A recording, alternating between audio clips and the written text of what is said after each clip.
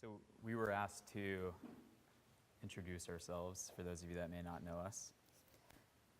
Can you hear me okay? Okay. All right, so I'm Ryan, this is my wife. I'm Ariel. Can you hear her? Okay, we just want to make sure. All right, we're really excited to be here today. In the prayer, they mentioned, bless us that we can inspire you and lead you to success, and that's exactly what we hope we can accomplish today. So we'll do a quick introduction, and then Ariel will take it away, and it'll probably be the best 10 minutes of the entire hour, so enjoy it, and then I'll try to fill the rest of the time and keep you awake. Standing up here, we feel obligated to show evidence that we were students here and that we went to school here. And so on the left, this is actually a trip down memory lane. That is right after Ariel's graduation, and that's at the groundbreaking for this very building. That was back in 2011 in December. We were students here when this lot was groundbroken, and we got to pick up the shovels and turn some dirt. And it's crazy. Last night we were talking about it. To look full circle, here we are now standing in this very building 5 years after I graduated, getting to talk to all of you about what we've done since we left BYU Hawaii, and now what we're doing while we're back here. On the right, that's our picture engagement photo at Gunstock Ranch, so just more evidence that we lived here, we're students here, very much a part of BYU Hawaii. Hold on. So I was a student from 2008 to 2011, and Ryan was a student 2010 to 2013, and we met January 2011. And it was absolutely awful. Like, after we first met, his group of friends and my group of friends, we were like, we are never hanging out with them again. True story. And then that summer we had a class together, and that's when we became friends. And then my last semester, that fall, my mission papers were done, and I was planning on graduating and never coming back. But I felt like I should date Ryan, and he convinced me that I should marry him instead of serve a mission. So I stayed, and we were here until August of 2013. Ryan graduated in April, and we worked on Infinite, which you'll hear more about, from April until we left in August. And we kept working on it beyond that, but August was when we left Hawaii. And it's funny that she said she never thought she was going to come back because she wasn't ready to leave when we left. And ever since we left, she was nagging at me or poking me like, hey, when are we going back to Hawaii? And here we are. This is a picture of our family. So we got married, we were students here, our family grew, and we grew personally, and we added 2 kids to the family.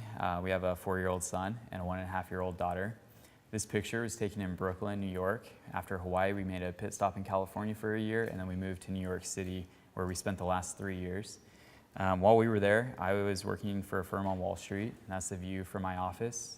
That was the best perk of my job. My favorite part of my job was looking out at Central Park every day. And that's part of the reason why I'm no longer there, is because we were ready to do bigger and better things and move on. But I enjoyed my time on Wall Street. I learned a lot, and I'll tell you more about how I got there as we move on. But my favorite Central Park picture is this next one, which is actually Ariel, the week of her graduation from NYU. So while I was working on Wall Street, she was getting a master's degree.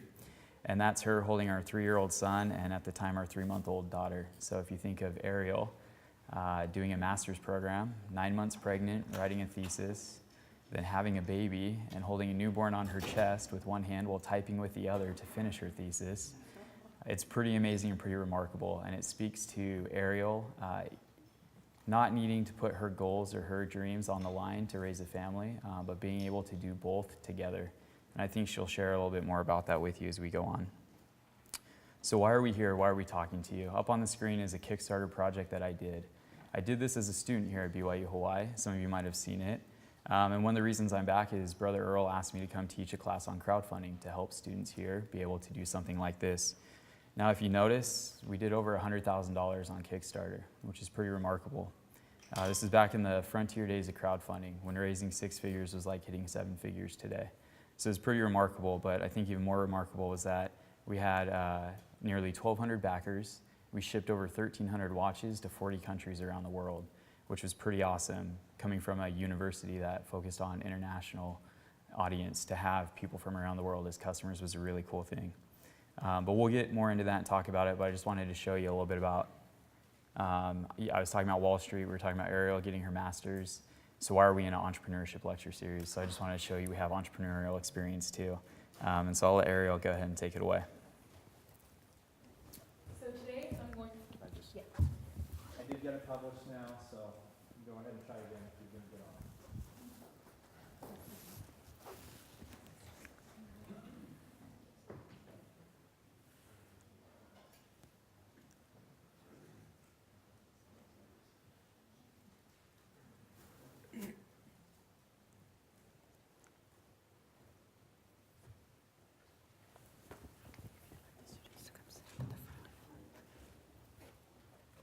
There's some open seats up front if anyone standing in the back needs a seat. And also, I'll just mention while we have it down a minute real quick, if you see Nick walking around, taking pictures, shooting video, don't be alarmed. We're working on a project, and we're kind of testing something out. So if you see him following us around, that's why. So just give Nick a big shout out later. We'll show you the pictures he gets. Hopefully they're good, right, Nick? okay, so today I'm going to be talking about 6 lessons I learned raising over $100,000 crowdfunding. My biggest hope is that you'll be inspired today to take action on your own idea. I don't want you to look at finished projects and be overwhelmed to the point that you never actually start on it. Instead, I want you to know that it does take a million little steps to reach that finished funded project so that you can do it too. Looking at Ryan up here, he might seem really impressive, but he's not that special. And I mean that in the nicest way. He's special to me in a million different ways, but what I'm saying is that there's no reason why you, a student at BYU Hawaii, can't launch and successfully do your own idea. So the 6 lessons I learned are, first market matters. Second, if you don't do it, someone else will. Third, build the right team and be selective. Fourth, don't aim for perfection. 5, be happy about your imitators. And 6, there is no such thing as failure. So, lesson number 1, first market matters. This will make more sense in a few minutes when Ryan speaks, but since I'm speaking to you first, it'll look like he copied me.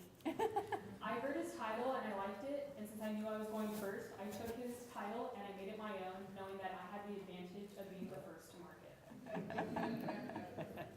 Lesson number 2, if you won't do it, someone else will. It might not be the exact same way that you envisioned it, but if you have an idea and you see someone else out there doing your idea, you're going to be frustrated thinking that you should have done it. But the difference is that person acted and you didn't. You lost the opportunity, and the opportunity won't always be there. When Ryan and I were getting married, I asked him what I could give him as a wedding gift. And he said a wood watch. He had spent a lot of time researching the best wood watches on the market, and he told me which one to get him. So, after a week, I asked him how he liked his wood watch. His response, I can make a better watch. At first, I was offended, because to me I'd given him a sentimental gift for our wedding, and here he is criticizing it. But when I looked past, I realized he saw an area that could be improved, and he wanted to act on it. So he did. Did he know anything about manufacturing watches? No. Did he know anything about reaching out to manufacturers in China? No. But he researched, and he took the time to teach himself. He didn't use those as excuses, but instead he acted. And when you act, maybe you'll tell some people around you, and some family and friends will be really excited for you and want to be a part of your project. Which leads me into lesson number 3. Build the right team and be selective. That's great if your family and friends are excited and want to join you, but that doesn't mean that they're a good fit.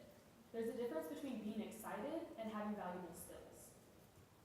Ryan had been thinking about his watch design for some time and had already put in significant time and effort developing his idea. He mentions it to a friend who we will call Mark. Ryan and Mark decided to enter in on this project together. At first, Mark was really excited. Ryan and Mark decided who would be responsible for which tasks, such as sourcing, communicating with manufacturers, finances, and marketing. But with time, Mark wasn't pulling his weight doing the tasks that he agreed to do, so as a result, Ryan ended up having to cover more than he should have. The partnership dissolved, and we ended up losing a friendship for some time over it. Just because Mark was excited and wanted to be a part of the project didn't mean that he was a good fit. Lesson number 4. Keep going. Don't aim for perfection. Now, I'm not saying don't have standards. Have standards, they are very important. But you will never think your project or your idea is ready. You will always find little details that you think need to be changed so that it's actually perfect. Now, I'm not saying to be hasty and rush it and to put out a project that is less than it could be. Give it your all and give it an honest effort, but then be ready to make it live.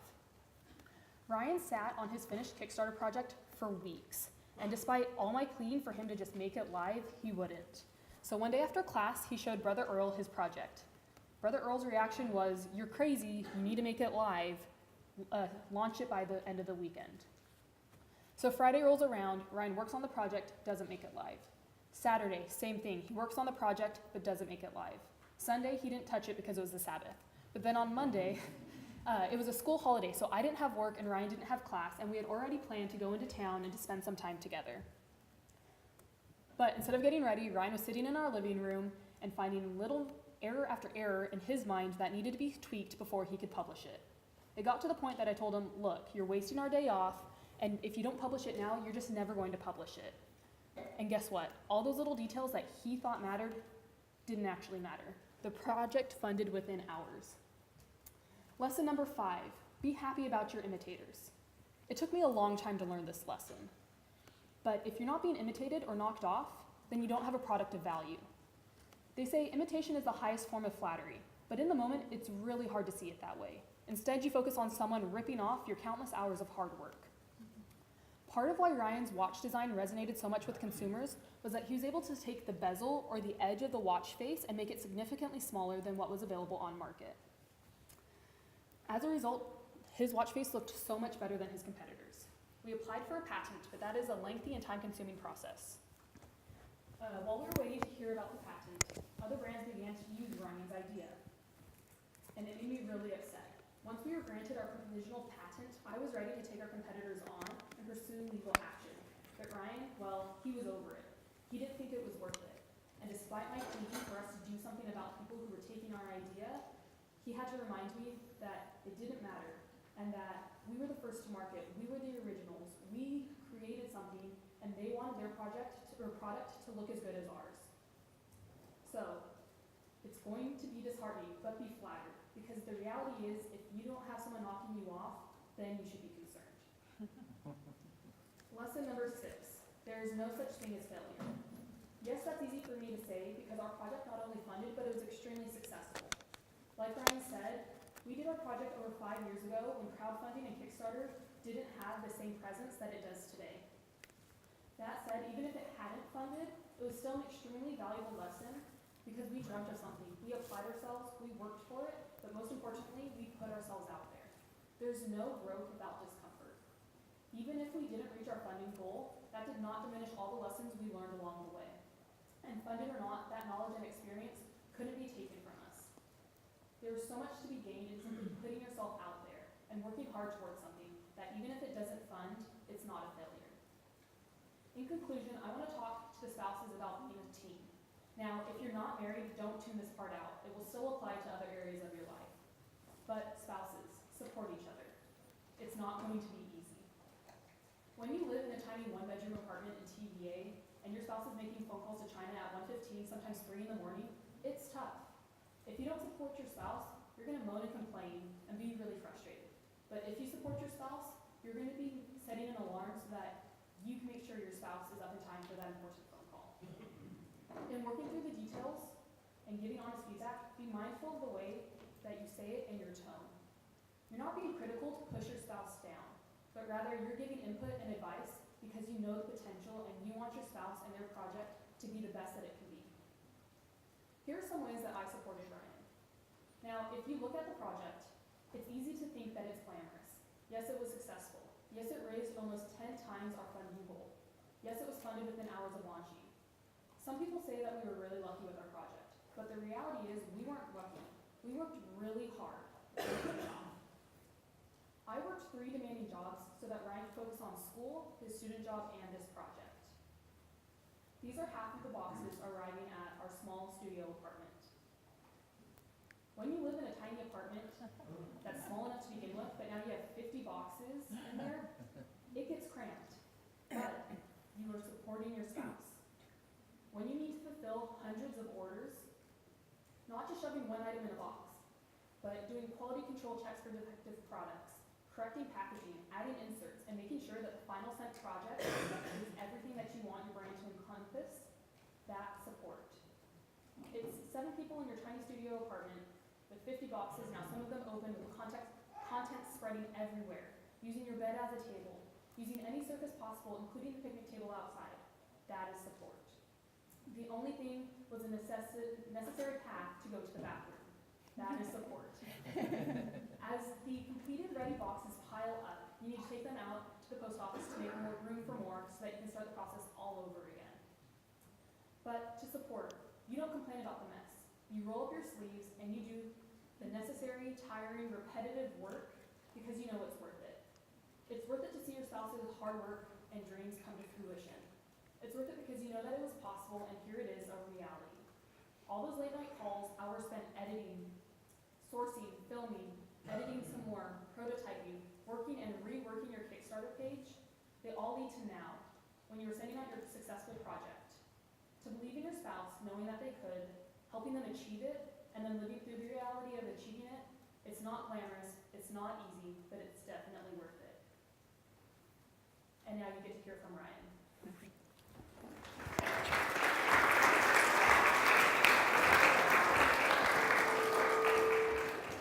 All right, can you guys hear me? Is that too loud? Getting an echo? Can you guys still hear me? All right. So she said I'm not very special, but I think she sure made me sound pretty special, which is great. As Ariel said, she was the first to market, so I had to one-up her. I'm giving you 7 lessons instead of 6. I'm not comfortable just standing up here at the podium and talking to you. I like to walk around the room. I like to feel your energy, see if you're on Facebook or if you're paying attention. But I like to walk around and engage with you. So for the next 20 minutes, I hope that's okay with you. If I walk around, see who's actually paying attention, but more importantly, try to not just talk to you, but really help you learn and get a sense for what we're trying to accomplish. 7 lessons I want to talk to you about. Is first, not to bury your talents. Scriptural reference, obviously, but it's really important that you keep this in mind. We all have talents, and I'll talk more about that in a minute. You need to face your fears. It's just the reality of the world we live in. Everyone's going to have fears.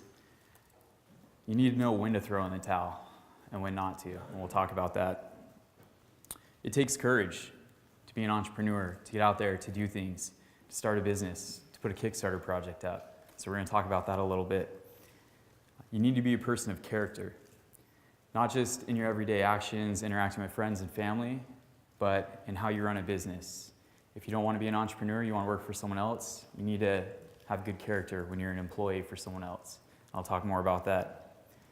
Most importantly, we don't want to hide our light under a bushel, and I'll close up with that in about 20 minutes. But before we get started, I have to warn you, this is a warning message for you. If you hang out with me for too long, I'll brainwash you into believing in yourself and knowing you can achieve anything. So if you're going to stay in the room with me, which I hope you do, I just want you to know, this is a very possible result because I've seen it happen before. And that's my goal. That's what I want to do for each of you, is help you realize that you can get over your fears, you can overcome these obstacles, and you can get your ideas out there and achieve anything that you set your mind to. So lesson 1, don't bury your talents. I think most of us are familiar with the parable of the talents in the New Testament, right? In the parable, there's a master that comes to 3 servants. He gives them each a certain amount of talents. The first gets 5, the second gets 2, and the last gets 1. Now, in this parable, the talents equal money, right? He's giving them money. They go out to the marketplaces, the exchangers. They go out. The first 2 doubled their money, essentially. Coming from Wall Street, 100% return on your money in a short time, that's good. We like that. But the third buried his talent. He knew his master was a hard person. He was afraid. He didn't want to lose that talent, right? He didn't want to go back to his master and say, I have nothing to show for what you gave me or for the work that I did. We all kind of experience that fear in our lives, right? We're all afraid that we're going to fail or be rejected, and we'll talk more about that in a minute. But the parable isn't just about money. You can literally apply it to your talents. The talents in this parable can be your talents. We've all been given talents. We were all born with certain talents. More importantly, we've probably worked really hard to develop certain talents.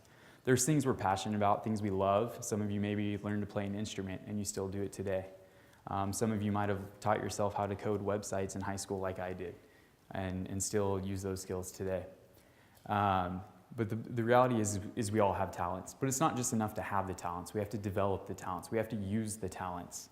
Because the reality is whether you're talking about money or talents in this parable, the talents in this parable can be our talents, which can also be our money. We should be using our talents to go out there and to provide for ourselves and for our families.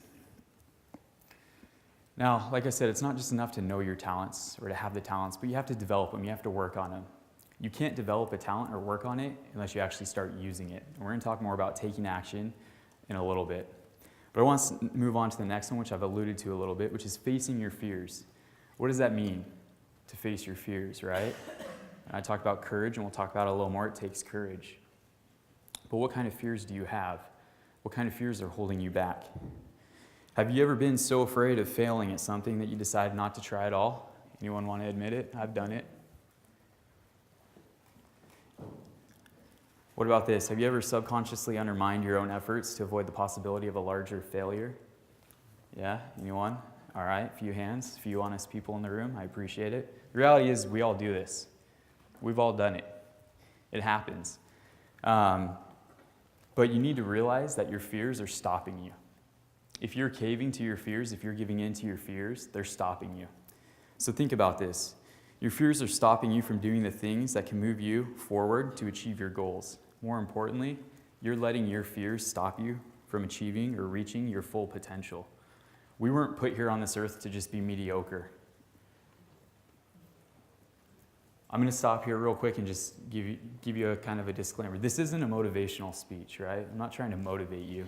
There's enough people trying to motivate you out there. This is a wake-up call for some of you, hopefully, but a reality check. Okay? I'm not trying to motivate you. I'm trying to help you understand and realize what you're doing to yourself in your own life and holding yourself back, and what you need to do to go out there and be competitive. How many of you want to graduate, take off your cap and gown, and be running your own business as an entrepreneur? Okay, I expected more hands for an entrepreneurial lecture series, but that's good. How many of you want to go work for someone else, maybe for a big corporation, and learn on someone else's dime? Okay, I don't know what 90% of you are going to do because I just gave you two options and only 10% of you raised your hands. Are you guys asleep? Did I already put you to sleep? Conway's smiling. Conway's awake. All right, I like that. Do I need to have you guys stand up? All right, if the screen goes off or the mic goes off, you can't hear me. I just want you to stand up and give me a raise the roof sign, and then I know I need to stop and fix something, okay? You guys are asleep. All right, I gotta... Oh, now you're awake. All right, I made fun of myself or something, okay? But this isn't a motivational speech. This is a reality check, okay? Spending 4 years on Wall Street taught me a lot. It's okay to go work for someone else, to learn on someone else's dime.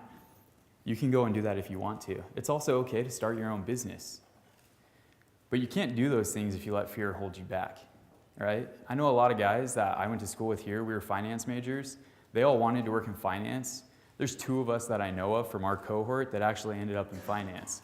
One of them working at Goldman Sachs in Salt Lake, and myself working for a firm in New York City. The rest of them took jobs they didn't really want. What was holding them back? They weren't going out there taking the action they needed to be competitive, but they were also letting fear hold them back. Fear of failure. You guys experience this? It's an unpleasant emotion. That's the fear you feel, caused by the belief that a lack of success, which is failure, is likely to cause emotional pain or discomfort. Everyone's felt this, so I won't even ask you to raise your hands. We've all felt fear. It's important to remember, everyone has their own unique definition of success. What is success for you might not be success for you. What is failure to one of you might not be the same as failure to someone else. Some look at my Kickstarter project that raised almost 10 times its goal, and they think it was a huge success. Other people look at that same result and think it's a terrible failure, right? It's all about their perspective, how they're looking at it, and everyone has a unique perspective. You can't please everyone, you're not going to, but you need to know what success means for you. I was climbing the corporate ladder. I was getting promoted faster than anyone else in my firm. I was being given responsibilities no one else had. I was building teams, being put on innovative teams that we were trying to change the firm. It was great. I was getting recognition. I was getting promotions. I was getting some of the largest bonuses out of the firm for what we were doing. But I wasn't happy. I didn't feel successful. That's not what it was about. I showed you a picture of my family earlier. I was waking up in the morning before my kids were up. I was going to work, and I was coming home after they were asleep. To me, that wasn't success. Something had to change, and I'll talk a little bit more about that. But I want to flip this on you and say, you're not really afraid of failure, because if you're not taking action, you're already failing. Your ideas aren't going anywhere, right? You're actually afraid of success. You're afraid of what you might become. You're afraid of the potential you might reach, because right now it's unknown to you. You don't know what's out there. You don't know what you could become. I had no clue I was going to raise $100,000 on Kickstarter. I was hoping to get $15,000, maybe $20,000 if things went really well. I didn't know the potential success was $100,000. But if I had let a fear of failure hold me back from that, I would have never experienced that. I wouldn't be standing here talking to you today because no one would want to hear from me. That's just the reality of it. Fear of rejection, an unpleasant emotion or the fear caused by the belief that a refusal of your idea, the rejection, will cause you emotional pain or discomfort. How many of you have experienced a fear of rejection? Who here's asked a girl or a guy out or gone out on a date or tried to impress someone? We've all had a fear of rejection, right? When Ariel and I had a class together over the summer, I had in the back of my mind like, oh, we had a terrible social experience when we first met, right? I'd sit next to her every day. I'd drop hints, make jokes. We should go on a date sometime, kind of feeling the water. You know what she would do? Yeah, maybe not. But here we are married, so it's fine. Talk about a fear of rejection. She was rejecting me without me actually even asking formally. But the reality is we all experience it, right? When I had my Kickstarter project ready, Ariel shared the story of me going and talking to Brother Earl. It was his first semester here. He was just a visiting professor at the time, right? He wasn't here full time yet. He was from Idaho. He was helping fill in, teach some classes. And I'd been in his class 2 weeks. I'd been working on this project for probably 7 or 8 months. Been actually putting work in on the Kickstarter page for about 6 months. Do you need to spend 6 months on a Kickstarter project? No. But I was doing it for the first time. I was learning. I'd never done it before. Okay? So I sit down in Brother Earl's office. I've put in so much work on this Kickstarter page. My video, I think, is awesome, which you can go watch it and judge for yourself. Now I don't think it's so awesome. I think I look a little funny in it and talk funny, but it's okay. You're probably thinking the same thing right now. But the reality is I'd put in a lot of work, but I called myself a perfectionist, right? A lot of us do. There were errors. There were things that needed to be fixed. I was tweaking little things, like Ariel said, ended up not even mattering, right? Half the people that backed the project never even got that far down the page. But I had a fear of rejection. What if it's not good enough? What if I put my project out there and it fails? No one backs it. That's not a private disappointment. That's a very public. Everyone in the world can see that project. My face is in that video on Kickstarter until Kickstarter no longer exists. What if I fail? What if they reject me? It's pretty scary. I sat in Brother Earl's office for 5 minutes trying to tell him my idea, and he's just staring at me with this blank stare like, what are you talking about, kid? Remember, I'd only known him for 2 weeks. And I'm like, oh, Brother Earl, I know you know your stuff. I need to get some feedback. I'm trying to explain it. I'm like, can I just pull out my laptop and show you what I've done? And I pull out my computer, and pull out my Kickstarter page, show him the video, I show him all the work I've done, and like Ariel said, he just looks at me, jaw drops, you're crazy. Why are you sitting on this? Why have you not gone out and done this? Well, I can tell you it was a fear of rejection, a fear of failure. I was letting those things hold me back. I finally got over it with the encouragement of people like Dr. Hannanen, Brother Earl. Those that saw what I was working on saw my potential and wanted me to go ahead and do that. And so as Ariel shared, Brother Earl said, I don't want to see you in class until you launch this. That was a Thursday afternoon or maybe a Friday. It was a holiday weekend. I pushed it to the max, right? I had class on Tuesday. I didn't launch it till Monday. Ariel finally tells me, look, we got to go do errands in town. You're going to miss this opportunity. You need to launch the project. I'm sitting there giving her every excuse. And she just says, you launch it now or you're never going to launch it. And it hit me. I was like, oh, man, you're probably right. I don't want to admit that my wife's the right one, but no, I'm kidding. She was absolutely right. And I launched it. And I quickly messaged a few friends. family members, hey, it's live, go get the biggest discount you can before it's gone. And we take off to town. Didn't even pay attention to it. And my mom calls me, this is so cool, I'm so excited for you. And I'm just in there thinking, oh yeah, I put a lot of work into my project, I'm glad you think it's cool. She's like, have you not looked at it? I'm like, no, I've been busy. She's like, okay, hang up, go look at it. I go look. We're fully funded in under 10 hours. For the first 24 hours, we were raising over $1,000 an hour. By the end of day one, I'd raised over $25,000. I blew right through my goal. I had my first backer within seconds. It wasn't anyone I knew. Someone just saw it on Kickstarter and backed it and thought this was a cool idea. Project ran its course. We ended up doing $100,000. I'm sitting here, a college student, trying to just get through my final semester, make sure I don't fail out or something. I want to just finish. Quick side note, as a student, I took over 185 credits. I don't think they let you do that anymore. But I literally I walked into, I think their registrar's office, and they're like, we're kicking you out whether you fail a class or not. You better graduate at the end of the semester or you don't have a degree. I wanted to learn. I took every class I could. I tell Ariel, you might have a master's on paper, but I took enough credits for 2 masters plus my undergraduate. Didn't have to write any papers for it, which was great. But the reality is I was afraid, and I was holding myself back. This might apply more to dating, right? But it applies to business and entrepreneurship. You can't get rejected if you never try. How many of you want to be honest and admit that you've said that to yourself? Okay. Glad we have a few honest people in the room. I like it. All right, I better speed this up. You need to know when to throw in the towel. There were several times on my project where I wanted to quit. I remember getting prototypes from the manufacturer in China and thinking, oh, parts of this is really good, much better than I anticipated. And then I remember seeing other parts and I'm like, oh, this is terrible. I don't know if we're gonna be able to make this work. And I had a mentor of mine here, he was a faculty member at BYU Hawaii that I went to, and I expressed my concerns. And this is what he told me. He said, never throw in the towel because of exhaustion. You only throw in the towel if you've proven the model doesn't work. And as I'd gone through this, I was exhausted. It's tiring. I put in over 400 hours into this company and project, 200 hours alone on the Kickstarter page. Again, not that any of you need to do that. Just come take my class. We'll do it in 20 hours, maybe less. But the reality is I was exhausted. I hadn't proven that the model didn't work. In fact, I'd proven the model did work. I had prototypes and I was showing it to people and they were going crazy over it. How do I get one of these? When can I get one? And I was about to give up on it because I was tired. I didn't want to keep fighting the battles. I didn't want to push through. Ariel said starting a company's not easy. Entrepreneurship's not easy. I can't tell you how many times she had to talk me out of quitting. This was her pretty much. She was Batman, saying no quitters on my team, right? But what happened was I became the watch guy. And I didn't like that. I'd walk around campus, people would see the watch, like, oh, you're the watch guy. I'd be at networking events, whatever, like, oh, you're that watch guy. I'd go to interviews with firms on Wall Street or big corporations that I was trying to get a job with. Oh, you're the watch guy.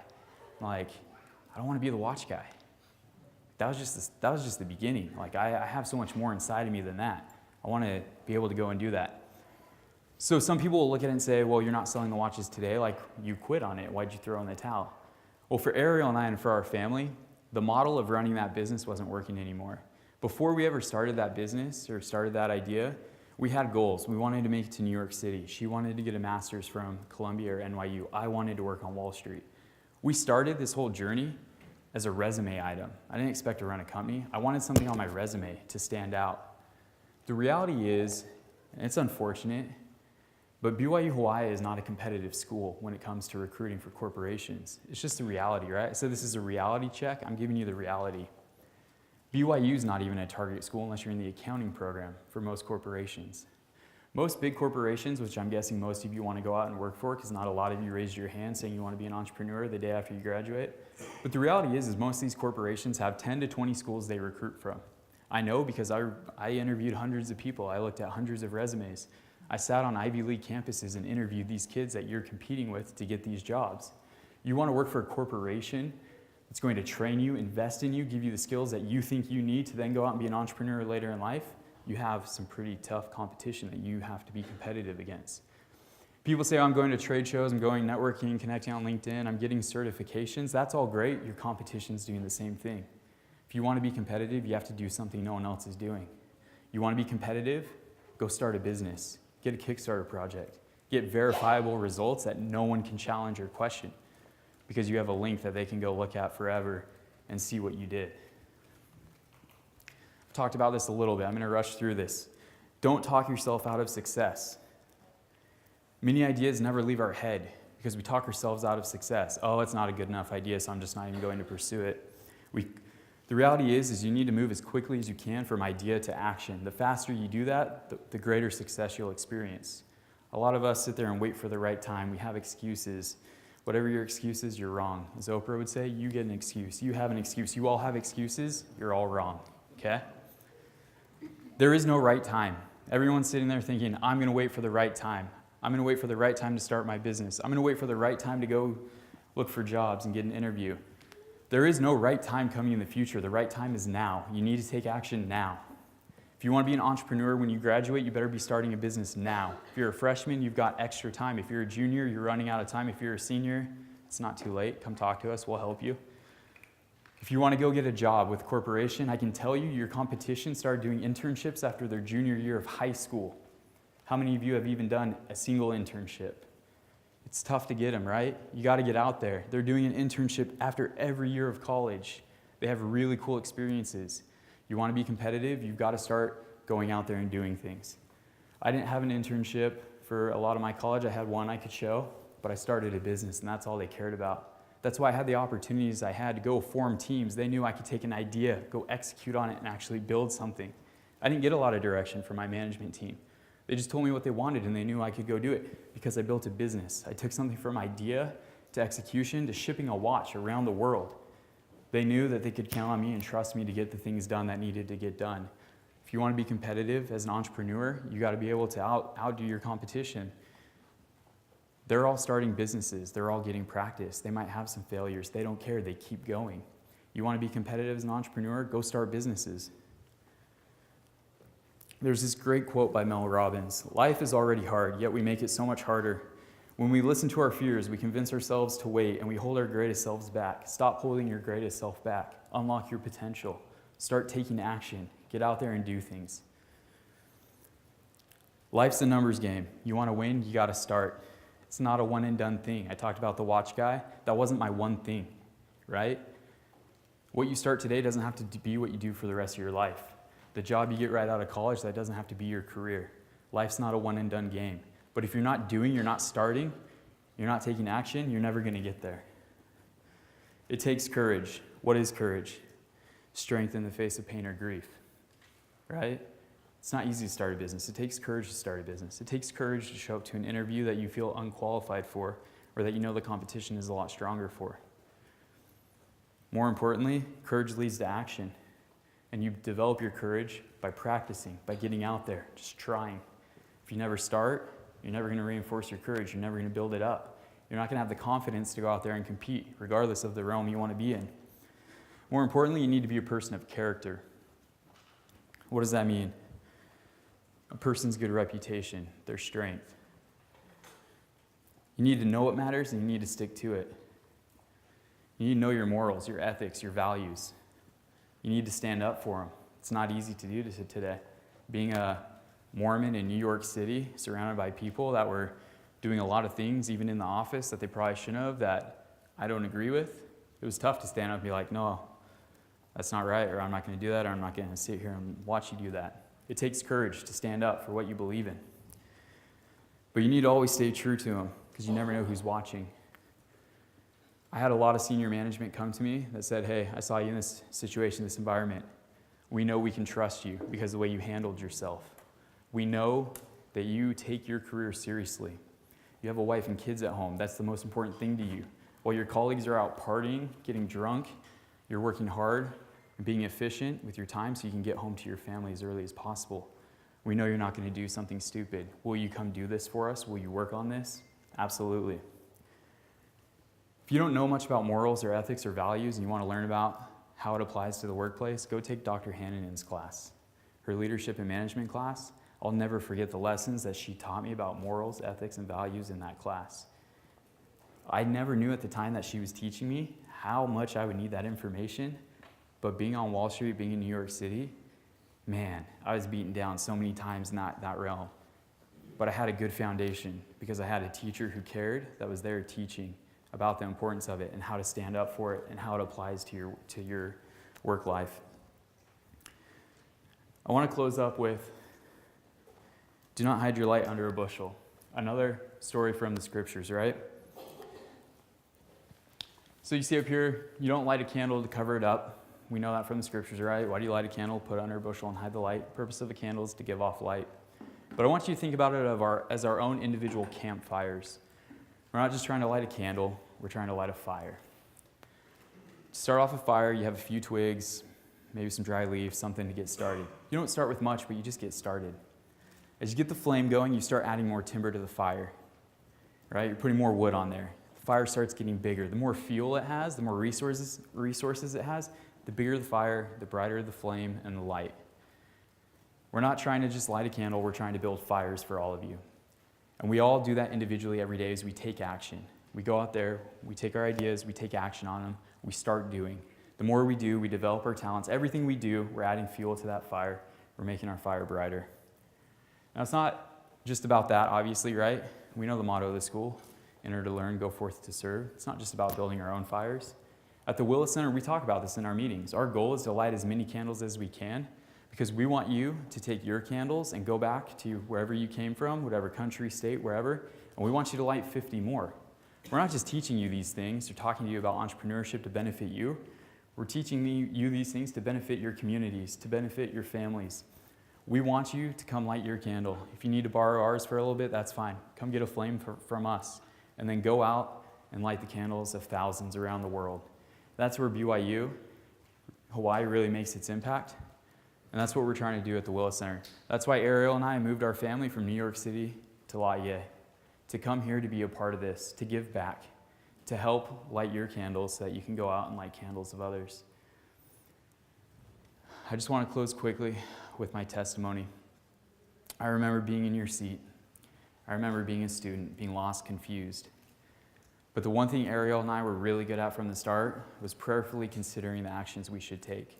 We prayerfully considered our goals, and we asked the Lord what He would have us do with our time and our talents. Sometimes we had to ask Him what the talents were, right? I have some talents, maybe they're not the right ones. What talents do I need to go develop? But I just want to bear witness to you that as you ask the Lord and prayerfully consider your talents, how you can use them, what other talents you may need to develop, and you consider His guidance in setting your goals and what you want to go out and accomplish, that He will bless you with opportunities. He may not always give you the exact answer. He may not tell you the path. He might tell you what you need to do, but He may not tell you how you need to get there. You've got to start doing. You've got to get out of your comfort zone and go grow. As you take steps forward in faith, the light will move with you, and you'll start to see what it is you're supposed to do. Steve Jobs said you can't connect the dots looking forward, but you can connect them looking back. If you had told me 5 years ago I would be back here standing in this room, teaching three classes on campus, 5 years out of school, I would have told you you're crazy. I said, yeah, maybe 20 years, but here I am. And we're here because we did just that. We asked Heavenly Father, we're done in New York, we've accomplished what we came here to do, where would you have us go? Not long after that, Jason Earl calls me, says, hey, what are you doing? I said, well, I've been thinking about quitting my job. We're going to step away, go do something else. I said, cool, I need you in Hawaii. Done, we're there. Because we'd prayed about it, we knew what Heavenly Father wanted us to do. So when the opportunity presented itself, we were ready to jump on it. So I just want to bear my witness to you that as you do that, life's not easy, right? It can be scary at times. But as you keep the Lord in it and you ask for His guidance, He'll let you know the things that you need to be doing and the goals you need to be pursuing. And I leave that with you in the name of Jesus Christ. Amen.